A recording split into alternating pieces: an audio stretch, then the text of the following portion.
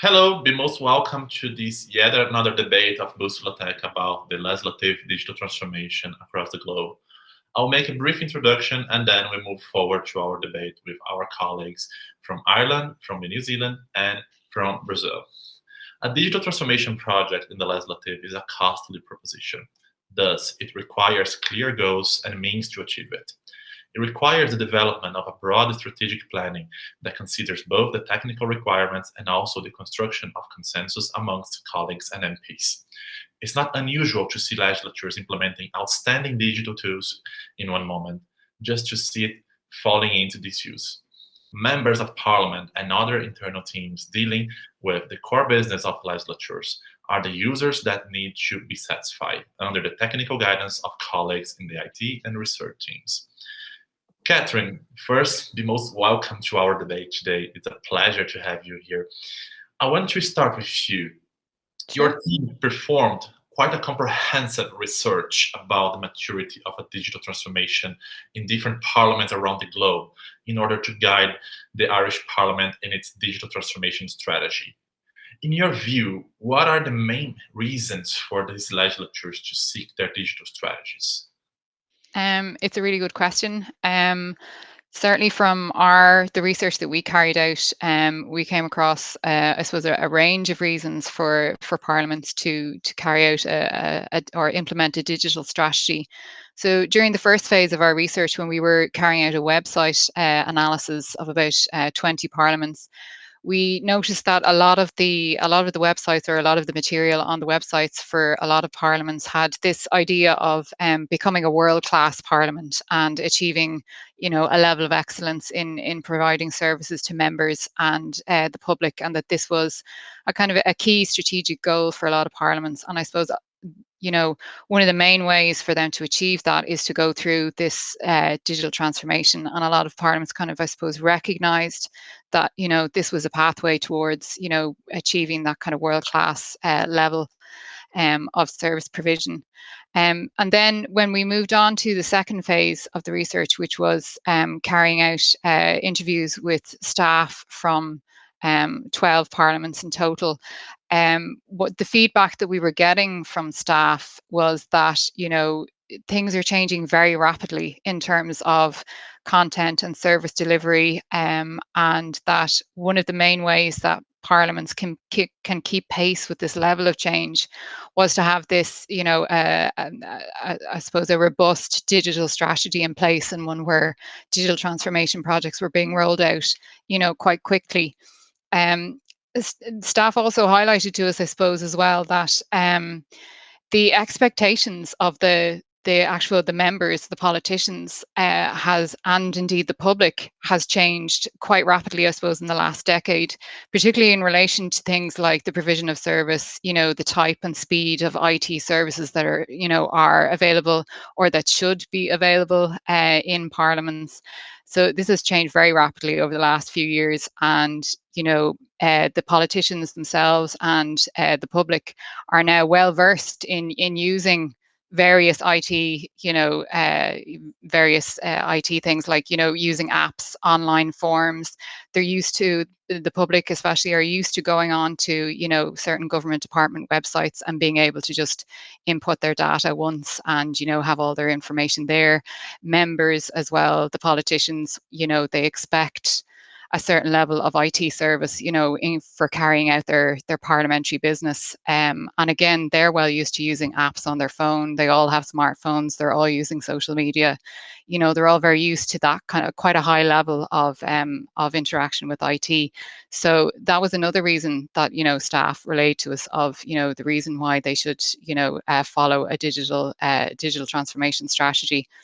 And on the flip side of that, from the internal perspective, from staff within parliaments, they had a certain level of expectation as well, particularly new staff that were joining parliaments or starting to work in parliaments. They had this expectation, that things should be joined up, the processes should be joined up, internal processes should be able to happen quickly. And there was a sense as well that, this desire to make internal processes leaner and more efficient, and to kind of get rid of I suppose, barriers or silos that had built up between various business units within parliaments.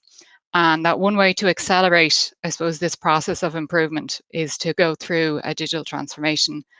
And then, of course, COVID-19 was a great accelerator for a lot of parliaments, and it was I suppose a way that maybe what you would call maybe more reluctant stakeholders, it kind of forced them to get on board with rapid IT change and to get on board with this whole idea of a digital parliament, and doing things, implementing a digital strategy to enable people to work remotely and enable the politicians to work remotely as well. So they were the main reasons that we came across in our research for following and implementing a digital strategy. For those colleagues watching this debate, I highly recommend you to watch the presentation Catherine gave us in the beginning of this year, deep diving into the research the Irish Parliament did, and also to access the link to the complete research she kindly provided to us. Patricia, I want to move forward with you. You are in a leading role in the Brazilian House of Representatives, a global reference in its digital strategy, even before the pandemic of COVID-19 struck our societies. That's not a surprise for the legislative community, since the House of Representatives has been investing resources and political capital to enable digital solutions to enhance its activities for many years. Looking beyond the requirements for the continuity of legislative activities through the remote deliberations, in your view, why should a legislative house undergo a modernization effort through the digital transformation? First of all, I would like to congratulate Catherine. It was an excellent job. Well done. Yes. Thank you, Patricia. Everyone to watch the video. Well, Luís, you started with the key question. Why? Why? Following their mission, the Legislative House needed to represent their citizens. In this path, we need to understand the citizens' needs and offer an effective legislation to solve their problems, or at least to minimize them. But the key point is that this task has been challenging parliaments every day for at least 3 reasons. Problems have been more complex. The society has been part of a changing process at a pace not seen before. And third, thanks to the technology, citizens are aware of the world's change very quickly and are demanding the legislative branch to keep up with pace of those changes. So citizens are requiring effective responses in a timely manner. And it's very important to highlight that everything is related to actions in different levels of the organization, operational, tactical, and strategic actions. But in all those levels, information is crucial for decision makers. We do need actions and decisions based on data evidence. So, in case of the lawmaking process, just for instance, before proposing a bill, one needs complex analysis involving variables, encompassing variables from different dimensions, sometimes crossing data from database inside and outside the house in a short time. I would say each day we have been requested to do it on a shorter time. And easily we can find a lot of different processes like this connected, and they must be very connected. So actually, we just wanted to offer a high quality of our services in a timely manner. But in a few cases, this deep transformation is the unique sustainable alternative to parliaments. I would say in most cases, just adding a higher number of employees, a higher number of human resources would cause unsustainable impact to the Parliament's budget without solving the problems. It's often seen people not prepared to deal with those new digital processes or with a process based on data evidence. And more,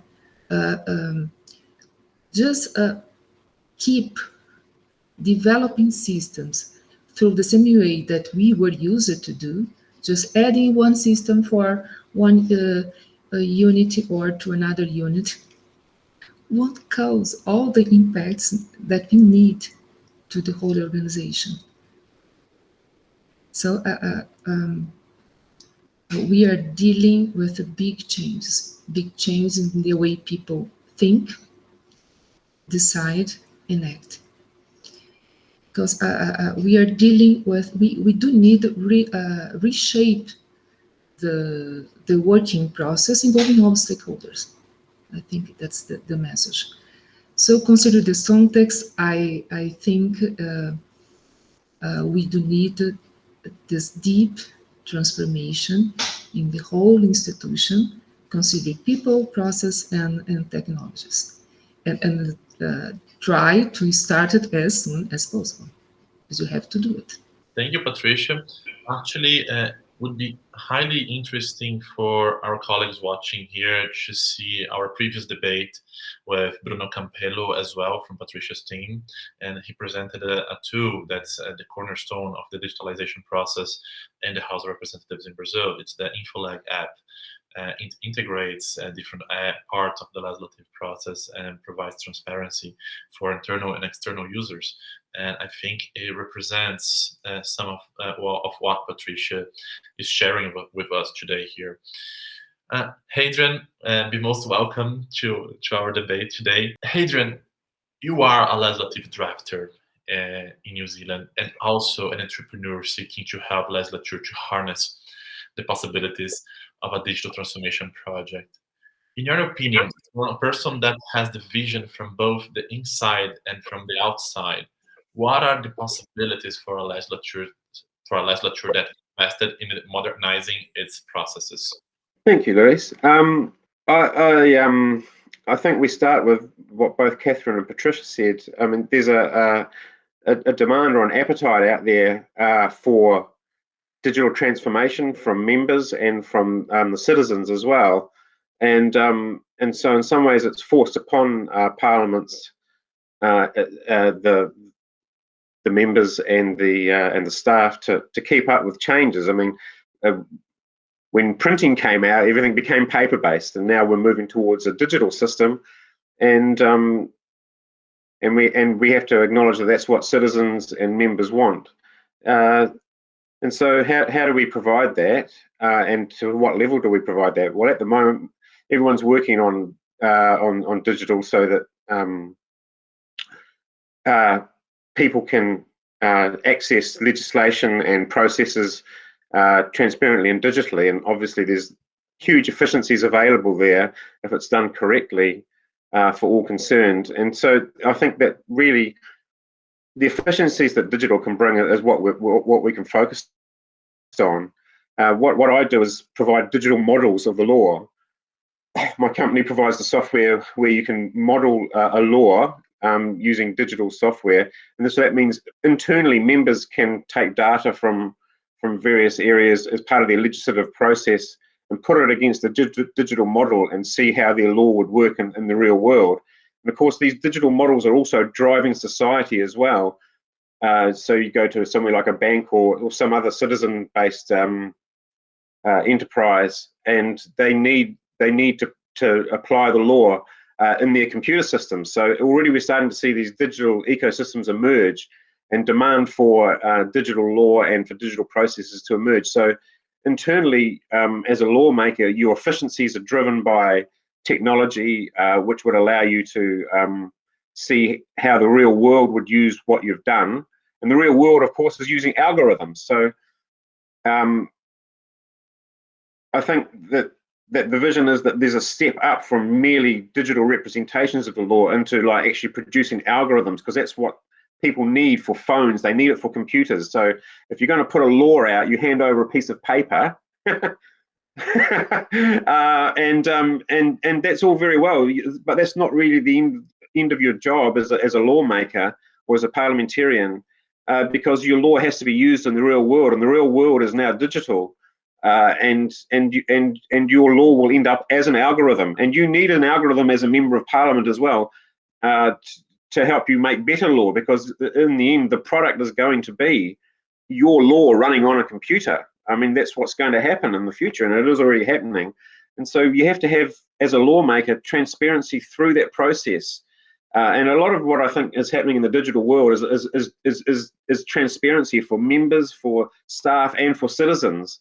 And so once you're producing these digital algorithms, and you're reviewing them as a lawmaker and you're putting them out there, then people can take them and utilize them in their systems. And at the moment, we have an inefficient system where a piece of paper is handed over and then someone goes out and codes it.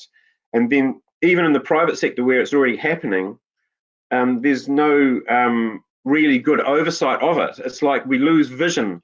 As a lawmaker, you lose vision of your end product. I mean, at the moment, we have vision because it's a piece of paper. A lawmaker can see their law processed from paper through paper to paper, and that's it, right? There's a line of sight.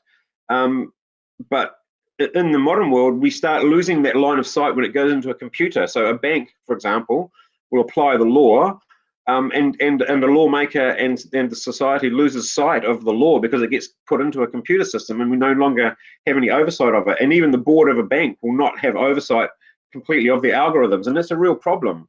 If you don't have oversight of your algorithms and the ability to see how they're working, then in some ways you've lost control of the legislative process.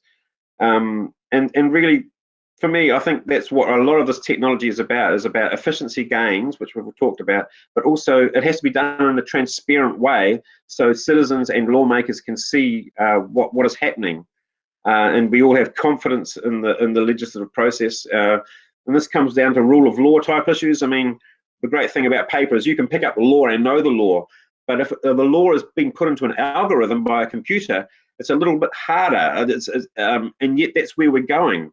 So we have to actually up our game as lawmakers and as parliamentarians to recognise how our law is being used and what possibilities there are for our law, because the reason why people are going digital and why we need to have oversight and transparency of our algorithms is because people want a phone app. They want their law to be automated. They need this, and members are getting used to it as well, as everyone said. I mean, you know, the ability to model your law and see how it would work, you know, in the digital world is a great facility for parliamentarians, and has a great flow-on effect in the real world when those models get released or get used in the real world, because that's how the law is being consumed these days as algorithms. So yeah, that I think hopefully answers your question. We have finished our first round of questions. I'll make brief comments on these. Basically, I consider this to be. I want to put this considerations into three topics. First one is the speed of the process. The second one is the access for information, and the third one is the quality of the legislative production. When we're speaking about the speed of the processes, I don't think we wish to accelerate the political process in the decision-making in the legislative branch, but actually accelerate the bureaucratic processes inside the House and provide members a higher speed on how to answer their constituents and their mandates on a daily basis. So it seems like a small detail, but it's important to say it. But because in the legislative branch, differently from other organizations, more speed is not necessarily better. Sometimes the political process takes time. The second one is the access to information, not necessarily new members or members that are more keen to new technologies, they are used to access information as they used to, let's say, 10 or 20 or 30 years ago. I mean, I'm 30 years old, and I saw actually encyclopedias. So we can say that the way we use information is actually changing. So maybe it's a way to consider how to move forward on providing members new ways to access information and provide. In this last dimension, I brought the quality of the legislative process. So how can we use high quality information during the debates and avoid disinformation processes during the lawmaking processes, actually stating that this law or this proposition is based on the reality of the facts. So I would bring these 3 dimensions to comment on your answers in this first round. Catherine, I want to go back with you. During your research, you evaluated different aspects of the digital transformation in legislatures around the globe, ranking its maturity level per different areas. According to your research, were you able to see a correlation between the regions of the globe and the prioritizing areas for the digital transformation, or yet a correlation between the digital maturity level of a legislature and the prioritizing areas they were investing in? Thanks, Luís. Another really interesting question. I suppose, firstly, just to point out that in relation to the research that we carried out and the parliaments that we interviewed, I suppose just to point out that we did have quite a conscious bias towards Western parliaments, or parliaments that follow that Westminster model. This is due simply to familiarity, and we had, prior relationships built up with, parliaments that would have been following that Westminster model, and there was obviously that kind of ease of comparison. But we did, during the research, we did see a correlation between the digital maturity level of parliaments and the prioritising areas. So we found that the more mature, older parliaments had to work harder to overcome, I suppose, internal legacy processes. And they had to invest a lot of time and budget in developing, developing that kind of digital mindset and culture of innovation among its staff, or among their staff. Whereas if you looked at the younger parliaments that we looked at, so for example, Scotland, Wales and Northern Ireland, they didn't really have these legacy issues to overcome. They were, like Scotland is a new, relatively new devolved parliament, Wales the same. They had a younger age makeup of staff as well, and that also played a part. So yeah, we definitely saw that correlation, between the older parliaments and the work that they had to do. So in many ways, they had to focus more on the priority area of organizational structure, of getting, moving their staff to embrace that kind of digital mindset, and getting them to kind of change what the processes that had been in place for many centuries in some cases. And even if you looked within parliaments themselves, we found that the older and more established departments within those parliaments had those issues as well. So what we found was, like, the IT departments and the kind of the newer departments on the corporate side, so IT, HR, things like that, they had a more kind of, they found it easier to to embrace the change and to embrace the digital processes that were coming on board, and their staff were quicker at picking it up and quicker at using it. Whereas the older departments, which in general tended to be the procedural units and the units that were dealing with the work within the chambers, they had very long established processes, and their staff had a kind of a much greater fear of change, and those departments had a greater challenge in overcoming that kind of resistance to newer digital processes. So we definitely found that correlation. We also found that other factors played a part. So, for example, the structure of the Parliament. So, if you look at Scotland, Wales, and Northern Ireland, they are devolved parliaments. They have a different structure. They don't have the same workload that, say, for example, the Oireachtas or Westminster or Sweden would have. And again, their staff makeup, the age makeup of their staff was younger. Their staff were more used to dealing with digital processes. They had a kind of a higher expectation of IT services, and they picked it up quicker and they used it quicker. And also, obviously, as well, most importantly, budget played a role. So definitely the wealthier parliaments had an awful lot more resources to invest. Digital transformation, as you know, requires heavy investment. So what we found was older, I suppose, and wealthier parliaments, they had the resources, but they may not necessarily have had the ambition. Whereas if you looked at parliaments, say, we looked at when we were analysing the websites, we found parliaments like in Nigeria and Kenya, which wouldn't have had the same level of resources, but Nigeria had a very extensive published government-wide digital strategy. So it had the ambition there, and it had the, I suppose, the willingness to embrace the change, but it was constrained by the budget. And Northern Ireland as well, it had, had plans, great plans for digital transformation, in the coming years, but due to constrained by budget, and I suppose the political circumstances in Northern Ireland constrained it as well. So we did find those correlations between kind of the various regions, or the type and makeup of the Parliament, and the kind of areas that they had to focus on, or the challenges that they had to overcome. Sure. How did you internalize your findings in this research? You are mentioning here a series of dimensions that impacted these legislative houses in their digital strategies.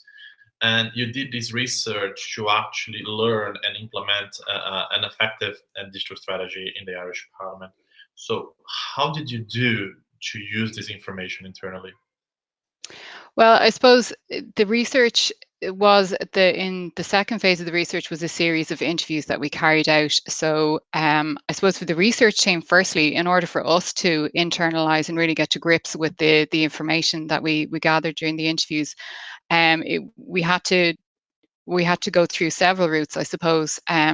First of all, we had to try and, as much as we could, try and build a good rapport during the interview in order to kind of gain as much or gather as much information as we could, and in order to make sure that the interviewees really told their story, and that we really listened and took on board, the points that they raised. And then from there, it was within the research team, kind of discussing, so after each interview, really sitting down and discussing, the details and the issues that had been raised during the interview, and going through this iterative process of constantly going back to the interview, listening back to it, and documenting and collating all the themes that emerged from those interviews. And then this, from that kind of documentation of the themes, the ranking system that we set out in the research paper, that really emerged quite forcefully, because the same issues were being repeated, almost at every interview. So a pattern emerged very quickly, and we were able to use that ranking system then. What was very useful was we were able to use that ranking system and bring it to senior management in the Oireachtas and say, okay, we've interviewed all these staff from external parliaments, and we've interviewed staff from the Oireachtas, and these are the issues that have come up, and this is the system that we have come up with. So we're now going to benchmark or rank the Oireachtas using this system. And the results are set out in the research, but it made it very clear, I suppose, for senior management, using that ranking system, it was easy to see where the gaps were in the Oireachtas, the areas that they needed to work on, simply by just going down through the ranking system and saying, okay, we didn't get awarded a score for this, or you know, we were let down, we were dragged down the ranking because of this barrier here, and these are the areas we need to work on, and what kind of how can we mitigate the barriers that we have, you know, that have been recorded as hindering our digital transformation. So it was quite a long process, but it was one that really reaped a lot of rewards. Thank you for your comprehensive response. It was very informative. Patricia, moving from what Catherine just shared, I want to ask you a question now. We understand that a large legislative house, such as the House of Representatives in Brazil, has many departments and areas asking for investments and the improvement of their activities, such as the modernization through the digital transformation. It's not unusual to hear colleagues in leadership roles questioning which areas should be prioritized. In your opinion, what are the variables a legislative house should use to make this decision? Yes. The most certain thing we have in mind is we don't have resources for everything. But consider that the major difference between digital transformation and a traditional digitalization is providing integration among processes. So considering this, I would start to focus on processes instead of organization units. Because if we do want changes, the organizational chart will be changed anyway. So firstly, I would look for processes that, in this case, a public organization, process that justify its existence, and start with them. In parliaments, the lawmaking process, sometimes call it the legislative process, it's a good option to start with, but it's not the only one. So secondly, I would look for processes from which the lawmaking process is mostly dependent. And we will find different levels of dependence, and naturally, a chain of dependence is drawn. And following this chain of dependence, we can make analysis on those processes, considering their maturity, the level of digitalization, the satisfaction of their stakeholders, the complexity of their connection to other processes. And thirdly, I would try to answer basically two questions. How far those processes are from the desired scenario, and what risks do they represent to the lawmaking process, as for this example that I have given. And naturally answer those questions, we will find rich clues to the prioritization. Just for instance, the lawmaking process depends on information production for technical studies to support the bills, which depends on complex and trustful analysis, which depends on a data governance process. How is our data governance process? Do we have one? So following this chain, we'll find the process to be connected, to be modified, to be created. And I do believe that by this way, a few critical paths can be found, and undoubtedly they will support the executive board of the parliament to find the best prioritization. It's a short strategy for prioritization. Thank you, Patricia, for your response. Adrian, actually moving forward in this line of thought that started with Catherine, moved it to Patricia, and now I want to close it with you. Your area of expertise is around the rule as code approach in the legislative process. We understand its implementation brings large benefits for the quality of the legislative process. However, it also relies deeply on the digital transformation strategy and also the digitalization of other processes within the House. In your opinion, what are the gains for a legislature to use rule as code approach and which areas specifically of the legislative process it impacts? Thanks, Luís. Well, that's an interesting question. As Patricia said, there's a lot of moving parts in the parliamentary process. I mean, you've got the legislative process. There's an awful lot of support that goes on behind the scenes, and as Patricia said, data lineage is really important. We have to have good information as a precursor to any legislative process. So I actually work in the policy area for New Zealand's tax law, and so we can see digitisation reaching much further back into government, into policy formation. That has to be supported digitally, and then you have the processes within the House that also must support digital.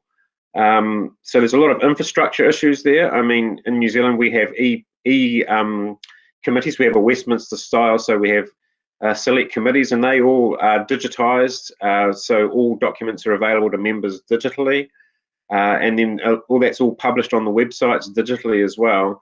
And so we have to have all of these processes in place before you can even really start to think about how we might actually have a stream of law that is an algorithmic digital stream of law. So there's a lot of work that has to go on to get infrastructure and processes in place which can support higher level functions such as rules as code. Obviously, within the work streams themselves, you have to find a place for an algorithmic law stream of work. I'm a drafter. So we have a stream of work called the legal engineer, or the Better Rules legal engineer stream of work, which reaches back into policy and forward in the New Zealand government to the legislative process itself, where you have to have experts that can help with both the legislative side of things and with the computer side of things to enable rules as code to be produced. So the point here is that there's a lot of processes that have to get joined up. At the moment, a lot of processes aren't joined up. There's a lot of gaps, but digital allows people to all get on the same page. That's the great thing about digital. I mean, look at this meeting is great. I mean, look, we're from all parts of the world, right?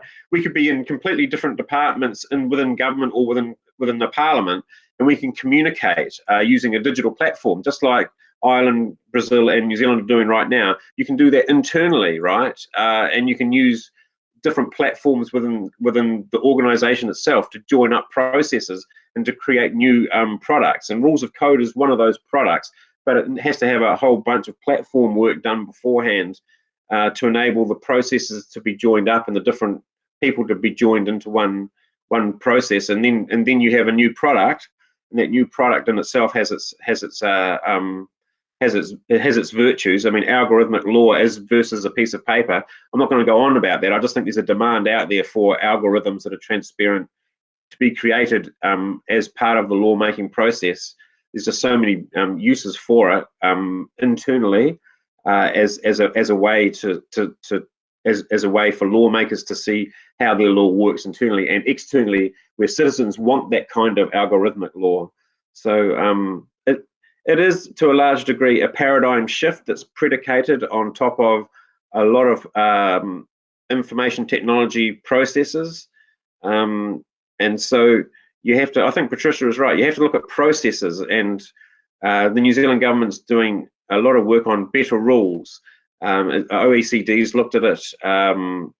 Quite a few other governments have looked at it. And better rules is really about reimagining processes, at breaking down silos and getting people all on the same page to create native digital law and native digital processes for lawmaking. Yeah.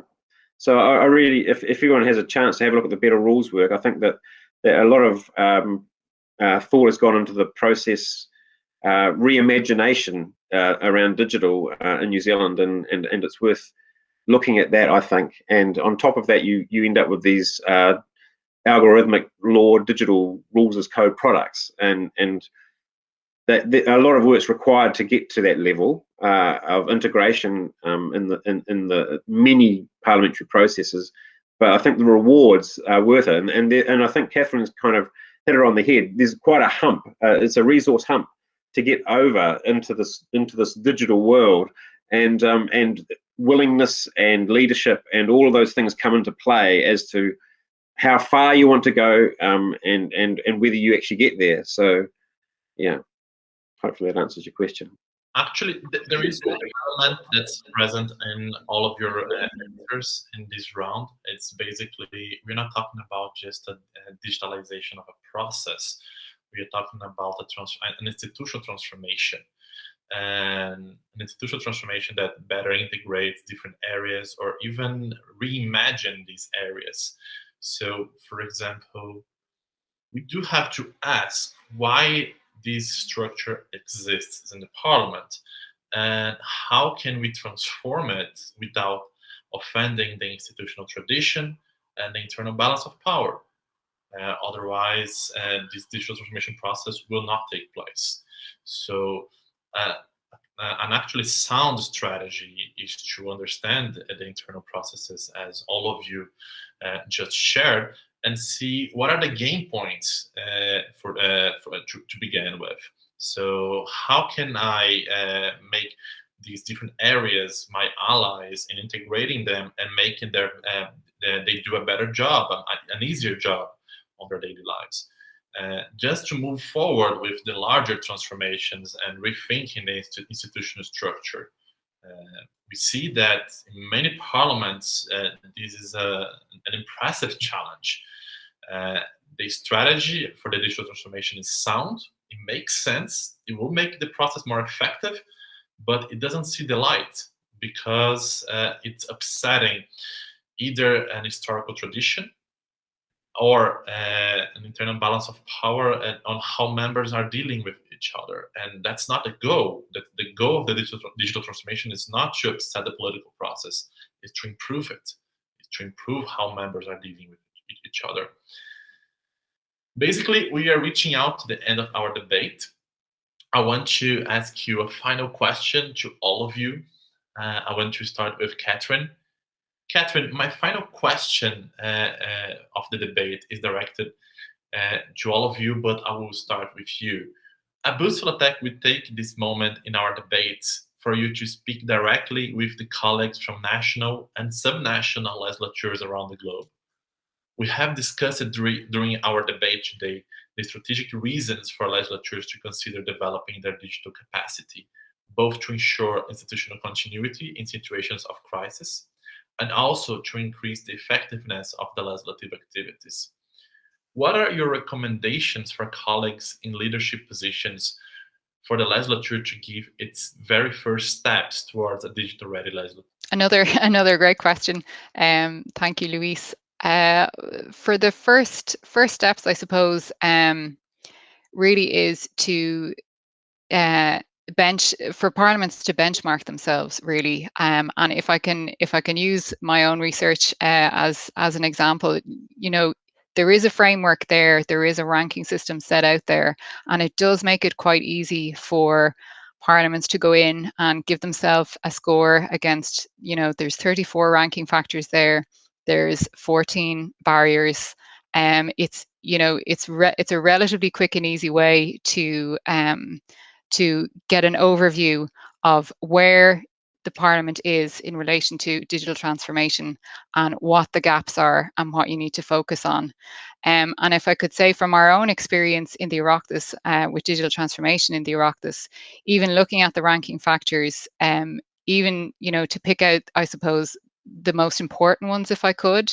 So, for example, under organizational structure, I would say that top-down senior management buy-in is critical for success of digital transformation projects, as is bottom-up staff buy-in. So, overcoming that challenge of resistance to change in processes, developing that culture of innovation, having proactive organizational planning, and an ongoing review process. I would pick out those as kind of the most important ranking factors. Under under knowledge management, it would be things like searchable and integrated knowledge databases and accessible knowledge databases, cross-organizational knowledge sharing, and having subject matter experts and things like that. So once you kind of benchmark yourself, I suppose then it's about, you know, figuring out what your vision is. So where do you want the Parliament to be in terms of digital transformation? What is your end goal? And then setting out that strategy for achieving that vision.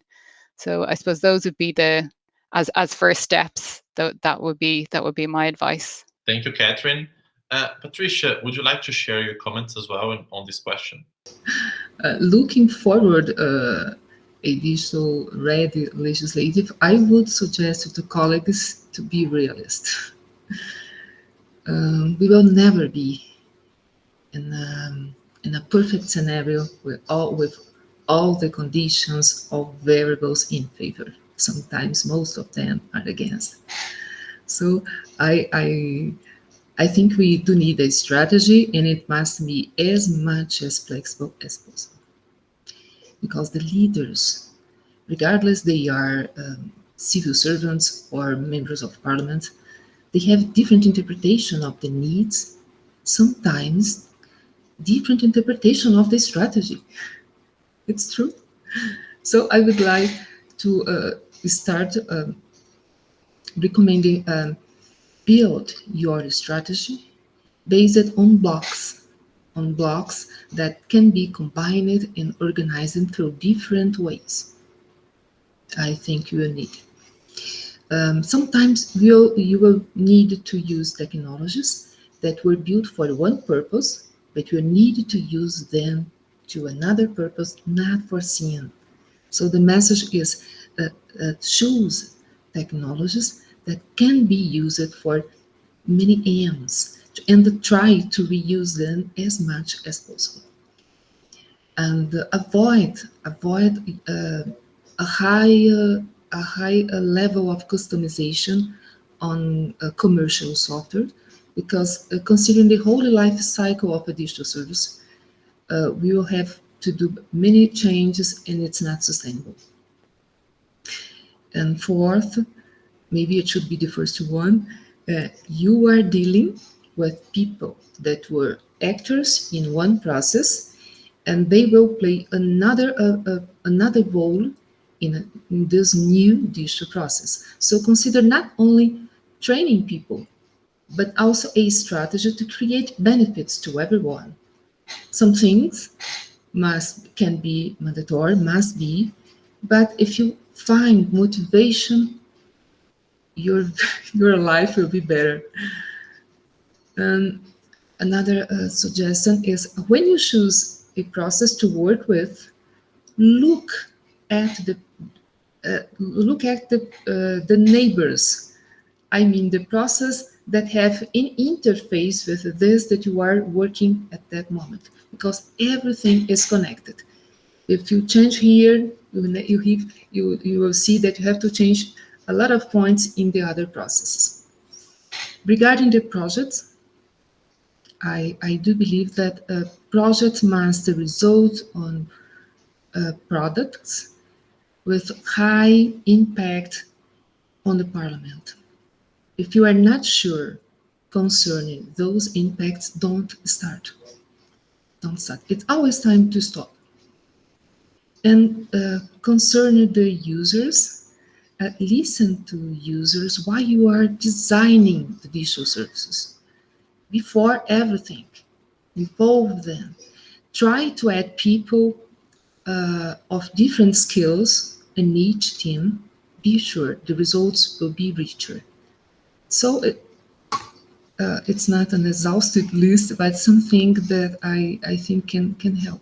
Adrian, would you like to share your comments as well in this same question? Thank you, and thank you, Patricia. That was really insightful. From my perspective, and I've been working for Parliament now for 16 years, it's all about incremental and safe change. Technology does offer a lot, and it requires an awful lot of thinking to utilise it and to not take a backward step. There's been some big failures in technology projects in New Zealand, and they're expensive and disruptive. So, I mean, really, I think you have to take a very conservative approach, an incremental approach. The analysis that Catherine talked about, I mean, you have to do your homework and then choose hopefully constrained small projects where you can showcase changes and then prove them out and then roll them out. I mean, the software development model can be applied to processes as well. So you can get groups of people together for process analysis and make incremental changes in a safe sandbox way, and evaluate how it would fit in the real world. And I think that again, it comes down to testing. So you get technology in, you test this, and in a safe environment. So when it does go into production, it's a safe bet. I mean, these are all fairly common project management type things. I guess the real point here, though, is that you have to have a willingness and a vision to even start down this track, and along that journey, you have to, I think, have a very open technology stack. I mean, that's something I think is very important, as well as not to be tied into any particular proprietary system. It has to be properly supported with training and all of those things to make it a real part of processes. So again, that comes down to like willingness from the top, willingness from the bottom to undertake the process. Yeah, so I guess in the end, it's about transparent processes for transparent outcomes, and buy-in from everybody that's involved in the process, and making sure that it's a safe incremental change. So yeah. Actually, I'll make some brief comments before we move to the finish of our debate today. I have been asked this question recently, and something that I share is you need to create demand. You need to have the colleagues and members working directly in the legislative process and the core business of the legislature actually demanding for this improvement. If you try to top-down implement this solution, it might not work. And we have seen examples of this, of the legislature buying a solution out of the shelf, or having a solution implemented out of a cooperation agreement. We see that the solution slowly or rapidly gets into disuse inside the House, and the House rapidly returns to the previous process. So the first thing we recommend is work, as Patricia said, work on the people, hear the demands, hear what they want, and try to build from that. Try to understand what are the loopholes on their processes and what they are eager to improve. Maybe that thing that's an inefficiency can wait for a second moment, but first answer to their calls and earn them as your ally on this process, and only then try to move forward in a larger improvement scale. Well, I'd like to thank you, Catherine, Patricia, and Adrian. If you like, there is a space for your closing remarks on today's debate. Catherine, would you like to share your closing remarks with us today? I suppose in relation to digital transformation, I suppose the one thing I learned from the research is that, really for digital transformation to be successful in any parliament, I suppose what you really need is people to own and lead those projects. So you need senior management not only to buy in to the process, but actually to drive it and, you know, push for it. And we came across so many examples in our research, you know, where either where it was the case or where it wasn't the case. I think in New Zealand and indeed Brazil, there was examples of both. So yeah, that would be the one thing I suppose that would be the most important that I've learned from the research is, you know, not only do you need buy-in, you need leadership, you need someone to take ownership of the project and to actually drive it and ensure that it, you know, it comes to fruition. Thank you, Catherine. Patricia, would you like to share your closing remarks as well? Just reminding that digital transformation can have different sizes, approaches, but it will never be an IT strategy, only depend on the IT. So it's a corporate effort, a corporate strategy. Not only the executive board of the parliament must be involved, but especially the members of parliament and the citizens. Try to find a way to involve them. So the MPs and citizens must receive the major benefits of everything. I think sometimes we need to remember, to remind us. Sometimes we stay closer to internal process and we forget our purpose, our major purpose. Adrian, would you like to share your closing remarks as well? So thank you very much for the opportunity to speak here and to listen to everyone else. I have to agree with Patricia that it's very important to remember what we're doing here. This is an exciting thing, and it's exciting for members and citizens. That's what, and that's who needs to be excited, because that's who it's for. I mean, the whole process is to make it better for citizens, their experience of the law, and their lawmakers to make their job easier and better, and so their law is better and citizens' outcomes are better. So I mean, that is the big view, and while we talk about buy-in from leadership and from staff on the IT front, absolutely necessary, and same with the processes, all that has to be in place. But I don't think you can ever lose vision of what we're trying to achieve here as the major outcome for the people that we really work for, which are the citizens and the members. So yeah, I guess that's where the excitement is, and is where it should be. And thank you. Yeah. Catherine, thank you, Patricia, thank you, Adrian. It was a pleasure to have you here today.